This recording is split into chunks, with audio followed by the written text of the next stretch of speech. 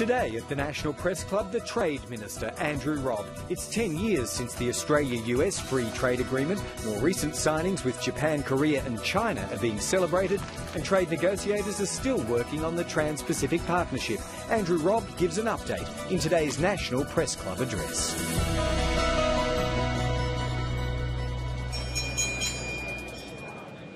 Ladies and gentlemen, welcome to the National Press Club for this week's Westpac address. We're going to be hearing from our guest in a moment. Before we do, I'd just like to announce the fact that shortly before lunch we announced the winner of one of the major journalism awards that the club is involved in, the European Union Qantas Award for Journalism. And the winner is here today with us.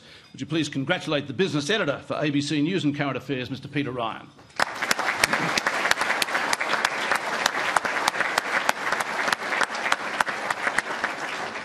Now to today's speaker. As you just heard, earlier this year marked the 10th anniversary of the Australia-US Free Trade Agreement. More recently, of course, we've seen the conclusion of a series of other FTAs with China, Japan, South Korea. Those three countries alone account for something in excess of around 50% of our export trade. At the same time, of course, talks are also continuing, albeit against a more difficult background on the TPP, the Trans-Pacific Partnership trade deal, and a deal with India is also under discussion in prospect. While there obviously is some opposition to some elements of those deals in various quarters, there's no question, though, that overall they are beneficial in helping promote economic growth, economic activity. To discuss trade and investment, a formula for growth, would you please welcome the Minister for Trade and Investment, Mr. Andrew Robb.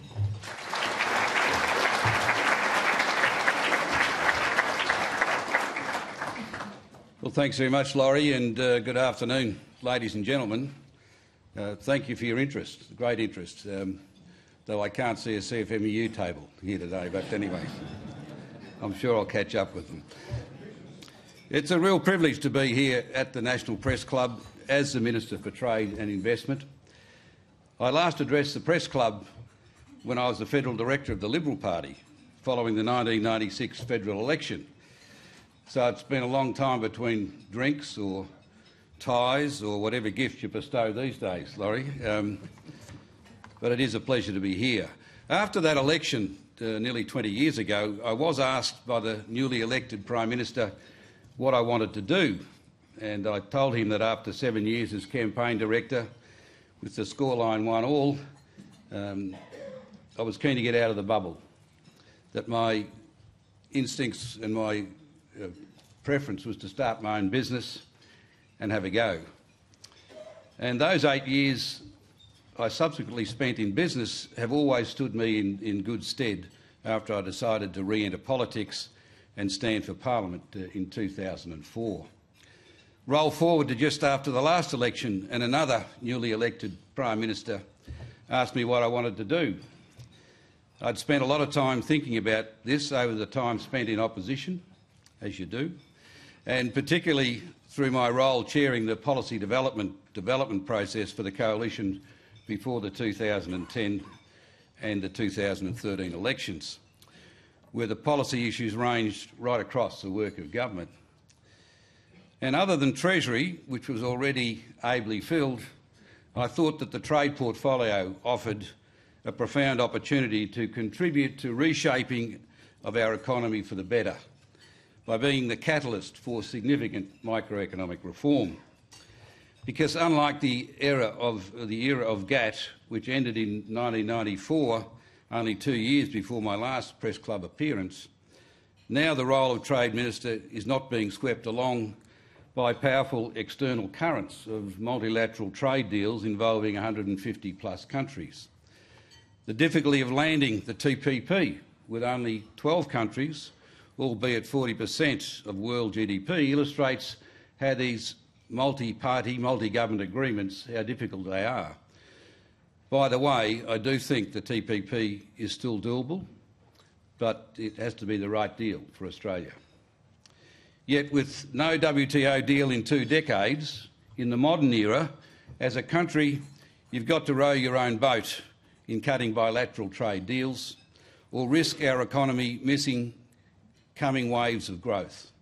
Waves that can be caught, or if you leave your run too late, you can miss the cut and the next set may be a long time coming.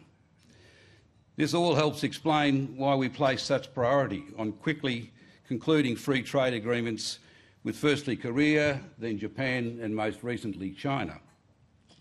The major markets of North Asia were agreements that had stalled under our predecessors. For us, our trade agreements are a key plank in our plan to see growth and new jobs beyond the mining boom, a critical part of our microeconomic reform agenda in an environment where reform is not easy. This trifecta of trade agreements with the major economies of North Asia are powerful enablers and are part of the government's efforts to help diversify our economy. They are about placing us in the best possible position to take advantage of the opportunities, the enormous opportunities that are coming down the line in the region around us. And our free trade agreements are now not just for the big end of town. The internet has, of course, revolutionised commerce, including trade and investment since 1996. If you're a small business with a great product or service, e-commerce gives you a direct route into the world's major markets, including, of course, China. Just yesterday, I met the Managing Director of Fresh Select, John Said, a supplier of fresh produce to the Australian supermarket trade. John told me how Fresh Select is working with China merchants on a new business model for sending high-quality Australian food and beverages directly from growers and manufacturers to families in China. Produce will arrive from Australia direct into a massive warehouse in Shenzhen. Customers by the thousands will order online and be given an electronic access code. Their order will be robotically filled and couriered directly to their apartment block to be put in lockers on the ground floor for secure access using the code. The locker is then available for another customer. The system provides an assurance of true Aussie provenance to purity-conscious Chinese consumers, cuts out middlemen who soak up margins, and delivers higher prices at the farm gate. That model, that infrastructure is currently being built. What excited me about this story was that a new Australian business was being created today in the expectation that the umbrella of the free trade agreement will be open for business tomorrow. The fruits of these trade agreements are not the result of some government-to-government exchange. They are about this government saying to our industries, our businesses, big and small, our farmers, our service providers, and all the people they employ right across our great country, that we're on your side. We back you. We trust you to get out there, follow your own visions and to succeed. This provides quite a stark choice because, on the other hand, you have the most militant unions running a hugely dishonest campaign to stop the China FTA, to rip away the opportunities, the endless opportunities it will bring. They don't believe Australians have what it takes to get out there and win. They want us to retreat into fear, not embrace the opportunities to prosper. Last night, the Electrical Trade Union ran so-called robocalls into tens of thousands of households in my 66,000 household electorate. The recorded telephone message maliciously asserted that the FTA that I've negotiated with China permitted unqualified electricians to invade Australia, putting the safety of Australians at great risk. Of course, the ETU know full well that this is a complete and utter lie. They can read trade agreements. They know workplace law. They can follow what's in those documents. Yet they continue to peddle this scare campaign to an unsuspecting Australian community. I ask you, why would I put the safety of my fellow Australians at risk? Nor would I do anything that threatens the jobs of Australians. It explains why the Labor provisions associated with the China FTA sit within our existing skilled visa program. Not a single legislative change is necessary. Not a single legislative change will be taking place in the Parliament because of this free trade agreement. It all exists. The substance of every element of this agreement already exists as part of our workplace relations legislation. Would I cut a deal that undermines Australia's prosperity? The question answers itself. If CHAFTA, the China deal, is up and running by the end of 2015, a wide range of industries will benefit from a double whammy of tariff cuts, one at the end of this year and one at the start of next year, 2016. Derailing or stopping this agreement will have an enormous cost to our economy, and it will stop thousands of new jobs from being created. It runs the risk of seeing China walk away from a hugely beneficial deal for Australia. It would reopen the whole deal. 10 years in the making. We've finally got a deal which the world has said, how did China give so much to Australia? Well, they see us as a vehicle for transforming so much in their economy. The services access that we've got is unprecedented. No other country's got it. It is going to open up their economy to the expertise and the skill sets of our hundreds of services. This opportunity cannot be lost, cannot be let suffer and die in a political exercise which has no merit whatsoever. In recent weeks, industry, alarmed by the virulence of the union campaign and unsure of where the opposition leader stands on the issue, have declared their support for the China deal. They're revealing what's at stake, the cost of delay or worse. The NFF says the delay will cost rural communities alone $300 million in 2016.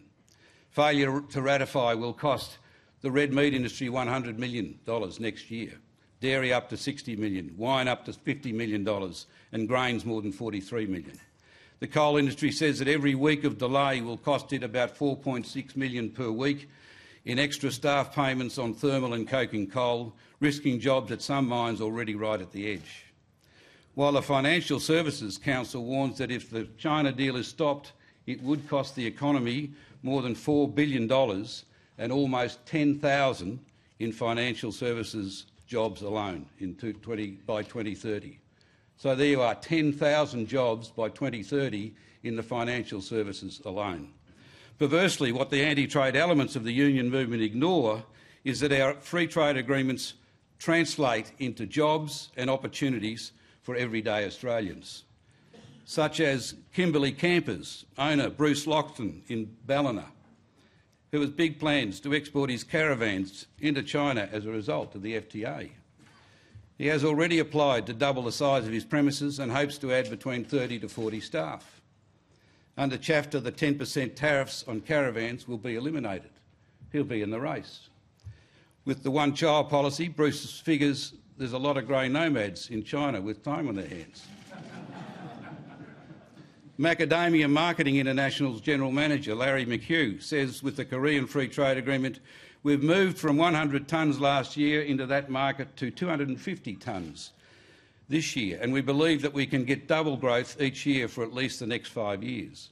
So over 5 years we expect that we'll be selling over 1,000 tonnes into that market.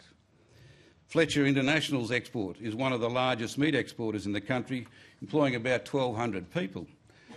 Director Roger Fletcher says the China deal is the best move for the sheep industry in 20 years. In 8 years' time, when the agreement is in full swing, Roger said he expected to see a return of about $150 million a year. Western Australia's Birch family wines say the free trade agreement with Korea had an impact from announcement, with a 50% increase in sales on the back of it.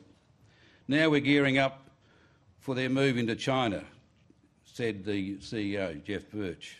The big prize for us is China. The government has created the opportunities, but it's now up to the individual businesses to do the hard yards, end of quote.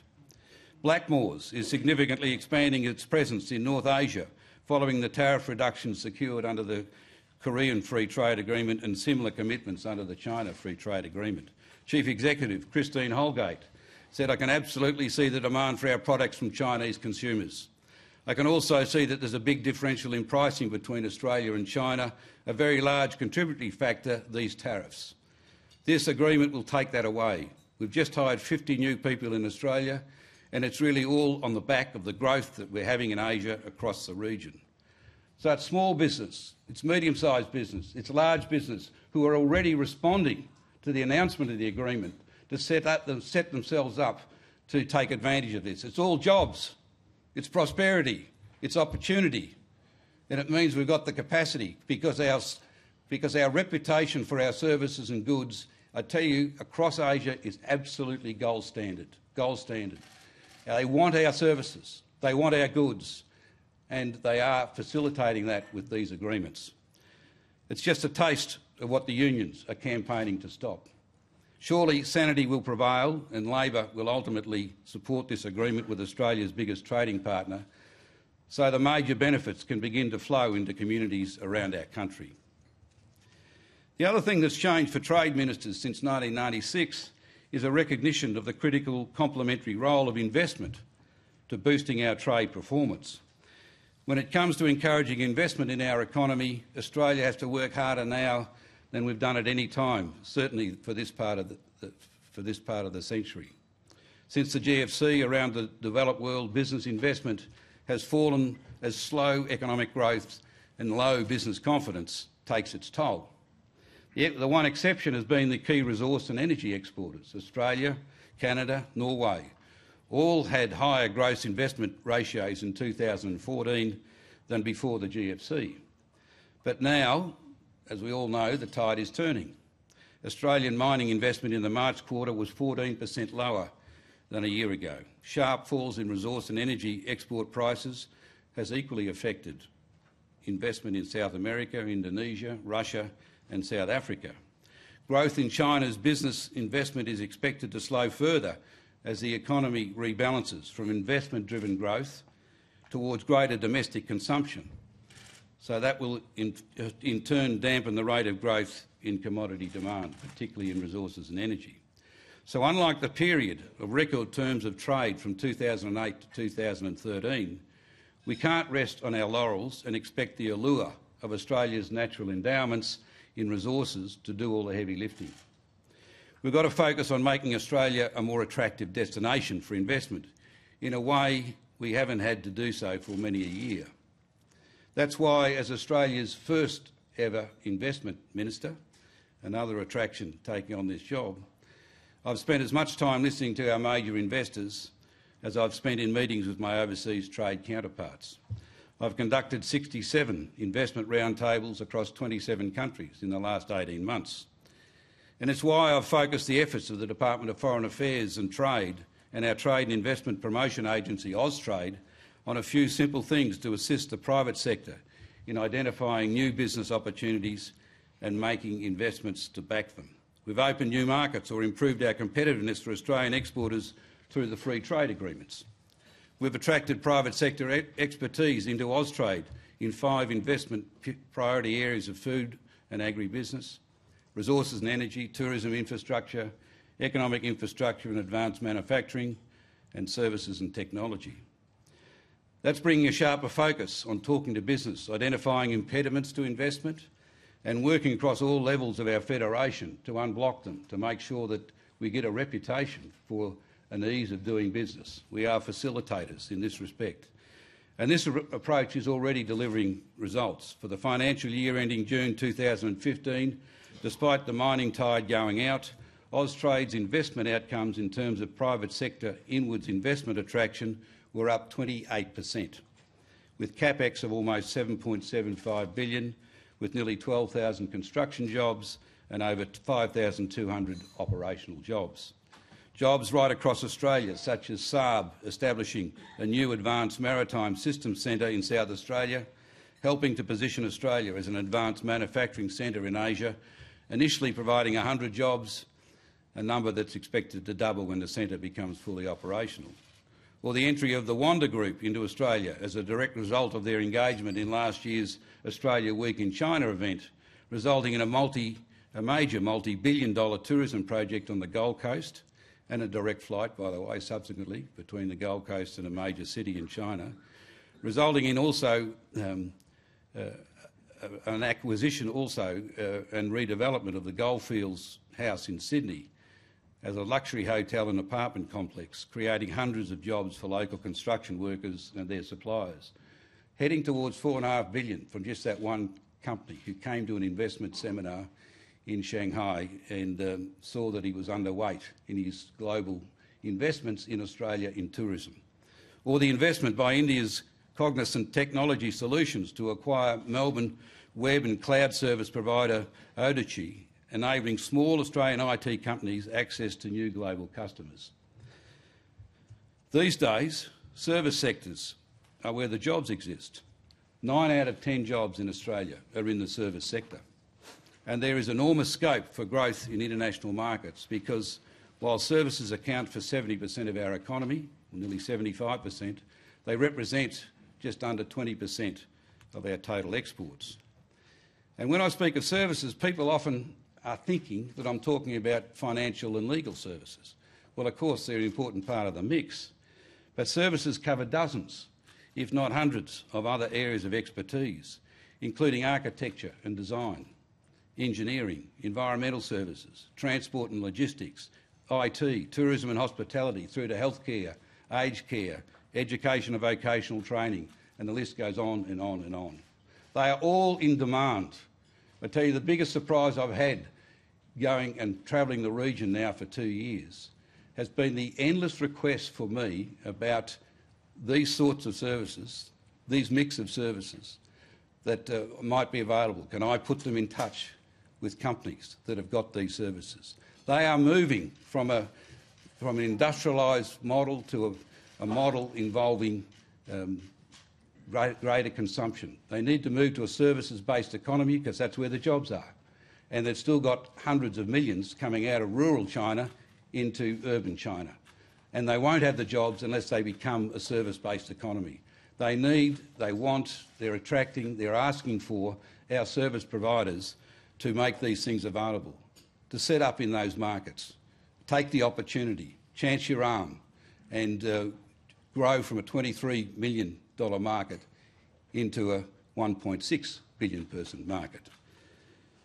To fully capitalise on the opportunity, especially with services, it will require the next revolution in Australian business practice, both large and small, namely a preparedness to establish a physical presence in one or several of the emerging markets in our region.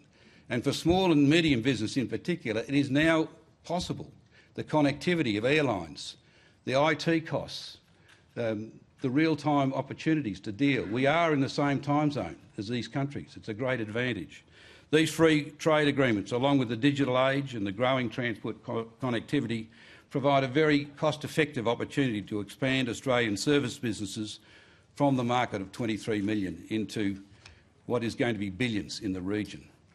There are also the intangibles which flow from trade and investment relationships and the consequent deepening of trust that comes with these free trade agreements. I'll give you two powerful examples. Firstly, our new air services agreement with China, which we've been trying to negotiate for several years, which will see a tripling of our air capacity between our two countries from 22,000 airline seats a week to 67,000 airline seats a week over the next 2 years. And it was quickly finalised within weeks of finalising the free trade agreement. Secondly, Japan Post's $8 billion acquisition of Australian freight and logistics giant Toll, a massive endorsement of Australian skills, services and expertise. Toll will receive a capital injection, a huge capital injection, that will enable it to spearhead Japan Post's global expansion ambitions in logistics, masterminded right here from Toll headquarters in Melbourne, in time creating thousands of new jobs in Australia. Just as intangible benefits flow from FTAs, the atmospherics within a country can also have an influence on negotiations. We are deep into our negotiations with India for a comprehensive economic cooperation agreement, another form of free trade agreement. Our aim remains to conclude these negotiations by the end of the year. Both Prime Ministers are very keen for that to happen. India wants to deepen the relationship because it needs access to secure and reliable sources of minerals, energy and food to fuel its growth and lift hundreds of millions, 300 million Indians out of economic and energy poverty. It also values the contribution that Australia's high-quality services can make to building its domestic capabilities. It's another services-based, predominantly, economic agreement that we're negotiating. But I must say Green groups are not making our job any easier.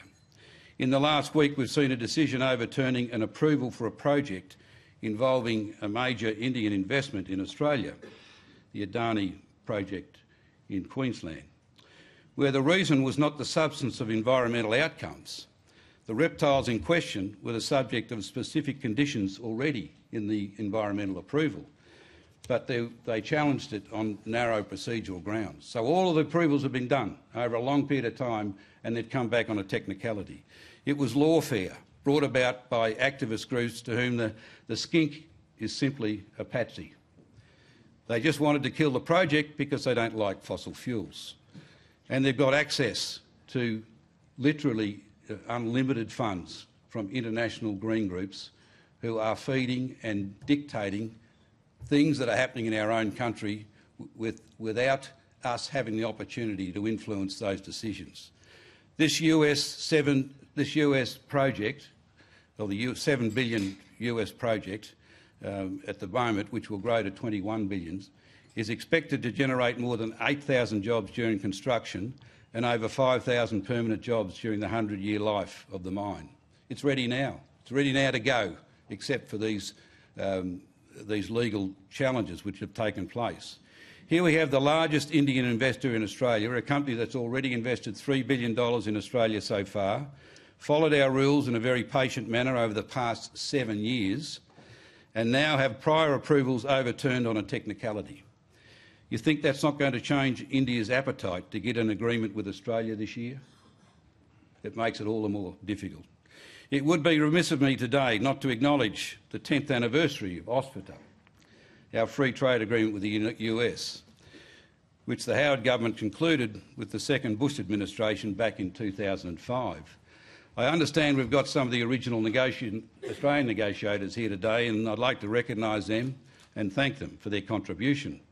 This agreement has made a most material contribution to deepening the economic and broader relationship between our two countries. Over the past decade, Australian exports have increased by more than 60% to $18 billion, while the US exports have more than doubled over this period. Critics of the agreement point to this imbalance to claim that we've been shortchanged. This is a most simplistic view. What is ignored, for instance, is how Australia, during a mining boom, greatly benefited from the import of cheaper, high-quality US-made vehicles, machinery and equipment. Think of all that yellow metal. The result was faster growth in our productive capacity. It boosted our exports to key Asian customers such as China, where we now enjoy a $100 billion trade surplus, up from $6 billion in 1995 when OSFTA came into force. Just in finishing, as our most recent quarterly growth numbers are showing, that of 0.9% growth in the March quarter, 0.5%, or more than half of the growth in the last March quarter, came from net exports. If Australia was not so active in its pursuit of trade liberalisation and in the attraction of foreign capital, we would be a demonstrably poorer nation because of it. When you consider what is in prospect in our region, there is great cause for optimism about our future. Without doubt, the global centre of gravity is moving closer and closer to us. In this sense, we are blessed by our geography. Opportunity will be increasingly driven by the surge from 600 million people in the middle class to more than 3 billion people, from India through to China and all countries in between. Not in 100 years, not in 50 years, but expected in the next 35 years. And the point is, it is already happening. It's a deep frustration to me that I don't see across a lot of business the recognition of what is happening and the opportunities that are there. There is a complacency, if nothing else, which I think is holding us back. It is happening now. 2 years ago, 60,000 tonnes of meat was sold to China from Australia. They were our 12th biggest market, the highest they'd ever been. Last year, 260,000 tonnes of meat was sold to China from Australia. They became our 3rd biggest market, from 12th to 3rd in 1 year. Last year, 100 million tourists left China for a holiday. 800,000 came here. The Chinese government says to me that by 2020, not 2030 or 40, by 2020, 250 million Chinese will leave China for a holiday. Are we ready to cope with another 1 million tourists from China in the next 5 years? They're demanding higher and higher quality. They're now going for the 5 and 6 star. They're spending more money than anyone else. They've got interest in a lot of our regional attractions, our unique environmental assets that we've got around the country.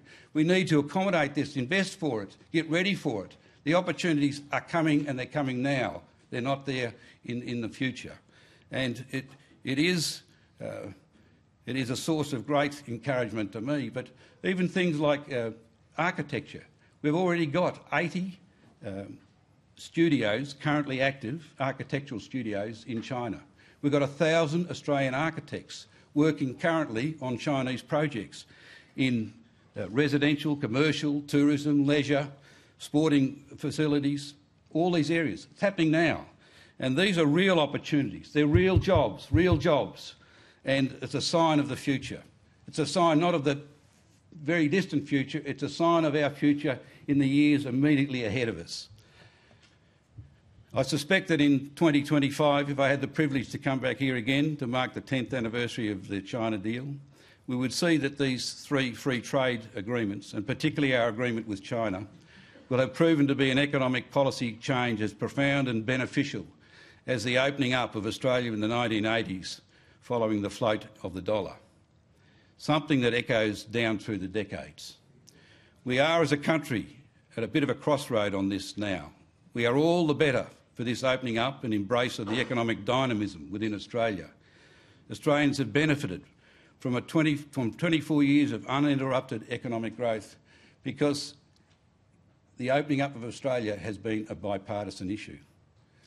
That opening up, we are far more flexible as an economy than any other country that I come into, other than perhaps New Zealand, around the world. And my kids and the children of yours in the audience have never had to endure a recession. For the sake of today's kids, I call for this proud bipartisan tradition to continue.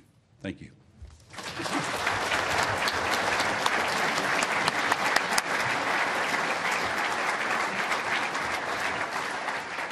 Well, thank you, Minister. Time for our usual round of media questions now, and the first one today is from Peter Martin. Good day, Mr. Robb. Peter Martin from The Age. You've referred to the anti-trade elements of the trade union movement, but they're not the only critics of Australia's program of free trade agreements. The Productivity Commission wants an independent analysis of the costs and benefits of agreements. Oh, by the way, it's offered to do it. It's offered its officers for that. Very good of them. It wants them... It wants them before... I think I know where this is going. It wants them before the agreements are negotiated, and it says the first question should be, what is the problem this is trying to solve? It wants them when the negotiation is complete, but before ratification. And there'd also be a case for doing it afterwards. 10 years, you said it's 10 years since the free trade agreement with the US. We've had no independent analysis of whether the claims made for it have been borne out. Now, is the Productivity Commission right? No, I don't. On this case, I'm a great supporter of the Productivity Commission, but on this issue, I don't support them. They have, like I did in the 80s, when I was running the National Farmers Federation, I spent 10 years trying to influence multilateral trade agreements. And, you know, I'm still getting counselling for that. But what I came to realise through my career in all different manifestations, both commercially and in public policy areas, was that the multilateral agreements have become harder and harder. We haven't had one of any consequence for 20 years. And as a consequence, we're now seeing there are 350 bilateral or regional agreements in place around the world. There's 100 additional agreements, bilateral or regional, being negotiated around the world because people aren't waiting for the multilateral. Now, the Productivity Commission is absolutely correct. A multilateral deal is by far the preferred outcome and preferred process for promoting freer trade. But, you know, you put 160 countries in the mix and it's become an impossibility. My support for bilaterals, and if you go back to my maiden speech, I talked about the need to move to bilaterals, as a way of building, as I see them, bricks in a wall. Each deal, each regional deal, each bilateral deal, it creates transformation. It moves each economy away from the things they do worst to the things they do best. And I think over time, as I've seen with the TPP, nearly all those countries have got bilateral agreements amongst themselves, but they see the benefit of going up another level, having a common set of rules across 40% of the world's GDP and greater market access, and ultimately we'll put that together with another one and create a regional agreement. You are heading towards a multilateral type outcome. Why not do a cost-benefit analysis? That's the point I was referring to. Well, what they want to do is they want to canvass across the community before an agreement starts our negotiating position. Now, I don't know, whether they play cards or whatever they do, but to put all your cards on the table before you even enter into a negotiation is madness, frankly. I mean, it's just going to... do it at the conclusion. Well, how many questions do we get from... There's plenty of benefit costs. They're free to do whatever they like. They can set their own agenda and they can go and do it if they wish. And I think they'll find, as I said through the address, there's some very material and real benefits. 24 years of uninterrupted economic growth stems from the fact that we, compared with any other country that I know around the world, are freer in terms of our market access, in terms of the movement of capital and labour between sectors. Look at how a lot of the construction people have moved out of mining and into housing so quickly. That doesn't happen elsewhere. That has filled a hole that was coming down the line at us. Okay. A question now from Shane Wright. Mr. Robb, Shane Wright from the West Australian. I didn't think I'd ever get to say this at the National Press Club, but in the detail of chapter refers to live asses, and the fact that the 10% tariff on live asses for pure breeding is going to be reduced over 5 years. Now, I'm just wondering why... It's a great opportunity. Great opportunity. I'm not going to ask whether you've got a conflict of interest with live asses, but I'm wondering, as Peter Harris from the PC noted, the detail in free trade agreements is dramatically increasing, and the red tape around them. That was on page 1 of 590 pages in regards to various tariff lines. The chapter, I can't jump over it, the CER, it was 25 pages. What ways do you think you can engage in to come up with simpler ways to craft a free trade agreement? And I'm thinking in particular, say, with India. Okay. Well, firstly, I accept that if you have a lot of agreements, there's the potential for a lot of complexity. It's why multilateral is ultimately the best, right? But if nothing's happening, and nothing happening for decades, well, people are, they are acting in other ways to try and get some benefits. And if we're not there, we'll miss out. We'll miss out. In fact, we're ahead of the pack through the North Asia region. And you've heard some of the case studies I've already mentioned. But we have commissioned with NICTA, we've commissioned a portal to try and simplify this thing, all of the trade agreements, so that small business and medium business in particular, the big business have got the resources to go through these documents and see the advantages for themselves, but to go through and just put in a very easy way to go in there and say metalwork, and then they can go through, find out what the tariffs are and where they are in Japan and Korea and China, etc., and what the tariff codes are, how quickly they're coming off, where the benefits are, where they're not. We've got to, and we can. We've got the technology these days, the back end in these things. Ultimately, we're building into it, where the regions are in China and other places where the biggest concentration of opportunities are. Any public data, we've built this thing so it can come into the back end. So they're the sorts of things we've got to use the technology, which is running ahead of, in many cases, the trade agreements, and can demystify, can simplify, can do analysis across a lot of complex fields, as you've implied, but it can do it through the IT back, and it can be very simplified for the operator. So we've got 200 workshops around Australia over the next 2 years. They started a few months ago. It's already 1,000 small business people have gone into those. Through those, we'll have tens of thousands before we've finished. There's lots of things we're doing. We've got videos of people.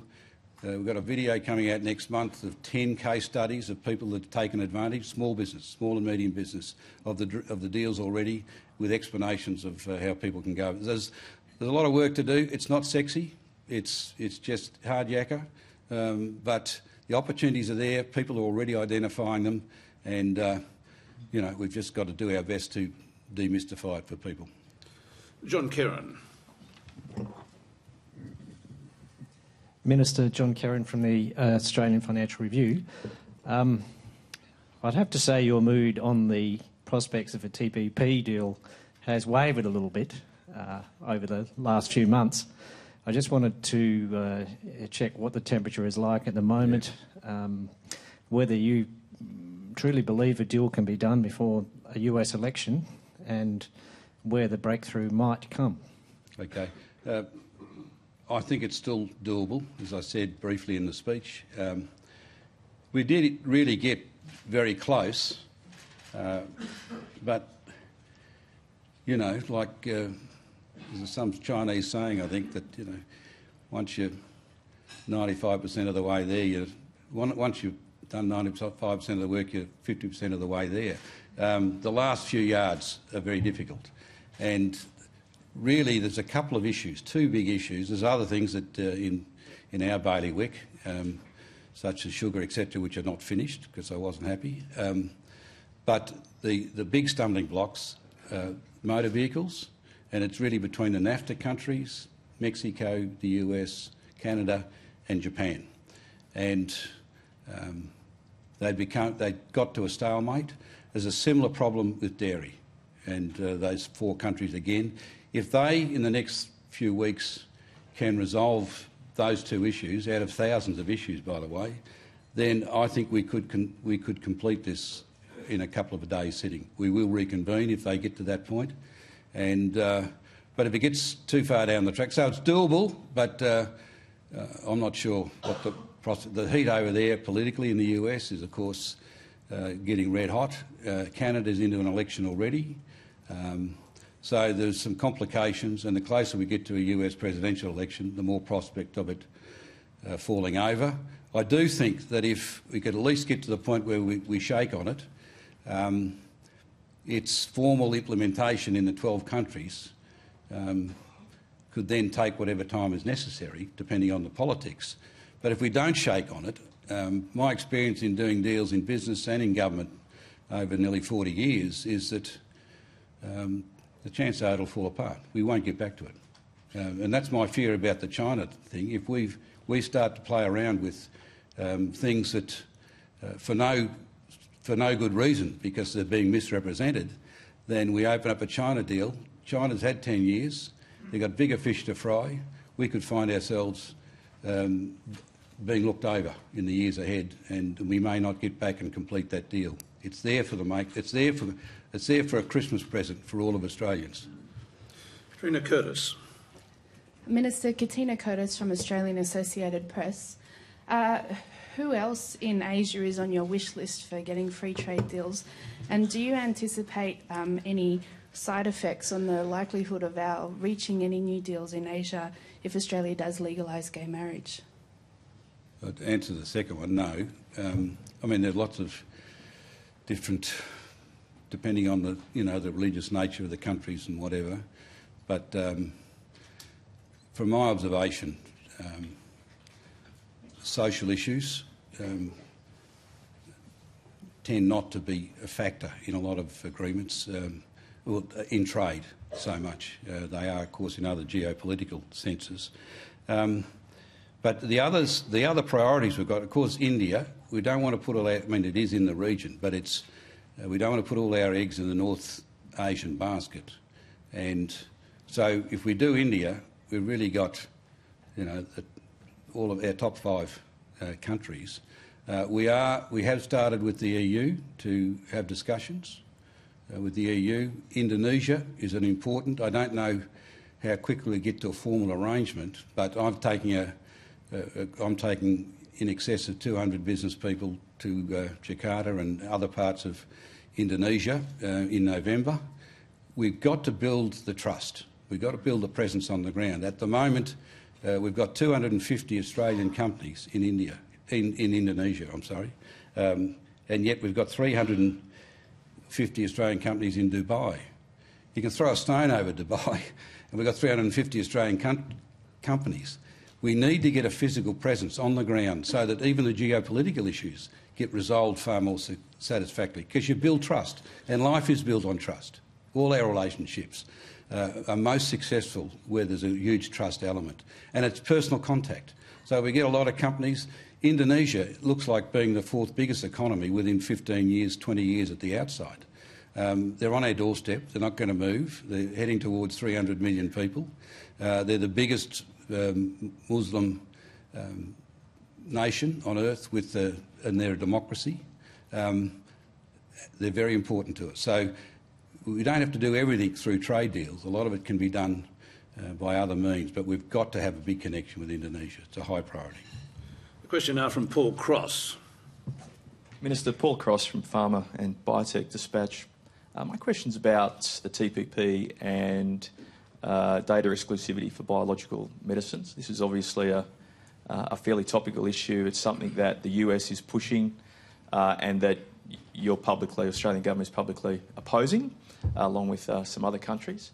It seems that, though, that the much of the public debate confuses the different issues, data exclusivity, which is sort of a fairly technical regulatory matter, and patent terms. Is that a frustration for you in the public debate? There have at times you've made some public statements expressing frustration at the nature of the public debate around this issue. Yes. No, it's been a huge frustration. Yeah. And modelling done by the industry and also undisclosed modelling by the Department of Health shows that only a very small number of medicines would actually be impacted in Australia. But I see that your counterpart in New Zealand has taken a very public position in relation to the TPP, arguing that, look, they're going to have to accept change on IP and their pharmaceutical reimbursement policies if they're going to enjoy the wider benefits of the agreement. Is that a position that you've contemplated taking? No, I haven't. But I just say to you that this is a frustration with the debate. What I do fear is we're going to lose 300 people in a minute with their eyes glazing over. It's a highly technical area. And in fact, it has been the most difficult issue for me in the whole area, because on the one hand I get all the pharmaceutical companies, the pharma companies coming along and giving me their line and their modelling, and then I get the others on the other side of the argument giving me their line and the modelling, but no one gives you any real substance about what the processes are and what's holding it up and why is the 16 years needed, other than trust me, you know. Well, I don't know these people well enough to trust them, but I have spent more time than any other person around that negotiating table, and I know more about it. This is not, I mean, I do. I just put the time in because I couldn't feel I could defend 5 years if I just went in there and said, well, that's the politics in Australia, you know. Because if it really needed 16 years and we're going to get the innovation from it and all the benefits, the start-ups and all the rest, well, I would be prepared to go out and argue for it in the Australian community if we needed more than 5 years. But I've come to a conclusion that more than 5 years is unnecessary, and I'll tell you why. In the United States, they have had a major court decision which precludes genetic material being patented, so that they've had a lot of litigation. So someone goes along with a biological based on genetic material and they're challenged. So they need a separate stream of protection, data, and that's the data protection. They need 16 years. But that's not true in Australia. You can patent biological drugs that are based on the genetic material. As a consequence, our patent protection provides as much, if not more, than the protection that they're looking for the 16 years. They've got parallel streams of protection. We've already got it. We can give the same protection without any change. That's my argument, and no one in that whole negotiation has been able to provide fault with that line of thinking. So we have one of our Japanese colleagues from NHK with us today, Yoshi. Thank you, President. I'm Yoshi from Japan Public Broadcast NHK. Minister, regarding the TPP, was disappointed not to reach an agreement, not to you all, but to our Japanese media as well, which has sent over 100 reporters and cameramen to Maui. I didn't notice, really. Yeah. I didn't go anyway. So I just wonder, is the TPP seen as the priority for priority trade deals for Australia? Because I just a little bit expected you could mention a little bit more in today's address. Thank you. Well, the priority for me at the moment is to get this China deal through the Parliament, right? It's of great moment to Australia, but, you know, we can walk and chew gum at the same time. The TPP will be, if we get it through, it will be the biggest global trade deal since the Uruguay round 20 years ago. It'll certainly be the biggest regional deal ever. It will bring enormous prosperity to those 12 countries involved. There will be, I think, countries knocking down the door to get involved in that agreement. To get one set of trading rules across 12 countries in a world of regional and global supply chains is going to very materially reduce the cost of doing business. There's so many products now, before they get to a final product, go across 5 or 6 borders as other inputs are applied and whatever. So it's got the opportunity also for greater market access and better relations between those countries. And it's 21st century issues, e-commerce rules and other things where there's been no rules. So it's very, very important. But we're one of 12. There are much bigger players than us. We've made, I think, a huge contribution. I invariably turn up with a team of 21, and the US got 76, and Japan's got 130, and you know, so. And we're chairing a lot of the committees, and also we put in a huge effort. We believe in it very strongly. We're very keen to see it happen. But to be honest, putting my political hat on, we won't ultimately determine it. It'll be the US, it'll be Japan, it'll be Mexico, it'll be the bigger players who will either stop it or get it across the line. Sid Marr. Sid Marr from the Australia, Mr. Robb. China has devalued its currency twice in 2 days. Could I get your assessment on what you think that means for the state of the Chinese economy, what it means for investment in Australia, particularly perhaps the property market, and what you think is going to happen next? Well, if I knew the answer to the last one, I wouldn't be here. I'd be out making a big quid somewhere, right? But I don't think anyone knows the answer to that, though I do feel in the longer term that the promise out of China is going to be realised. I mean, there'll be road bumps. You know, I look at it in a historical sense. If you go back 20 centuries, for 18 of the 20 centuries, India and China were the centre of gravity in the globe. They either were or they shared the centre of gravity in a political and in an economic sense for 18 centuries. Then we know what happened the last 200 years. They are now, in my view, inexorably returning to share the centre of gravity this century, both of them. And, you know, we won't know how quickly, but it's happening. And a lot of it's the politics as well. You know, the fact that in China, and I see it in India, where there's lots of prosperity happening, the thing is that the rest of the community who mightn't have it yet, the farmers and the poverty-stricken, there were still hundreds of millions in both countries, they've all got a mobile phone, right? So they know what they're missing out on. They actually know, for the first time in history, governments aren't able to keep people ignorant of what's in prospect. So I noticed in the negotiations with China enormous sensitivity, just like I would with my colleagues. If I run counter to something that's going to potentially badly affect the politics of Chris Pine's seat, I've got a battle on my hands. Right? He's very sensitised, as he should be, to the politics of his seat and his community. He's got a marginal seat. I saw the same body language, etc., when we got onto certain types of issues. And it was politics. It was, even though they're a command system and all the rest, they're actually very much nowadays affected by the desires, the expectations of different parts of the community. So that's a broad response, but I think that is driving the reform case in every country, unless they keep trying. Now, China's moved quickly.